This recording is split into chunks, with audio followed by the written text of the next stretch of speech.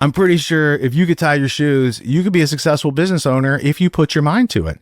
If you put the learned helplessness and excuses aside. Now, you might be thinking, never in my life can I dream that I make 100 or 200 or 300 grand. Is that even possible for someone like me?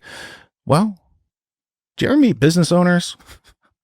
Some of the most successful businesses out there are run by people that can't even tie their shoes. I'm pretty sure if you could tie your shoes, you could be a successful business owner if you put your mind to it. If you put the learned helplessness and excuses aside. But the reasons that most people go without are the same reasons they go out of business. They're not putting in the time. They're not looking out for the obstacles. They're not investing in themselves. You can keep your excuses or you can leave them at the curb. You can bring them along and continue to carry them, or you can say, maybe I don't need these anymore.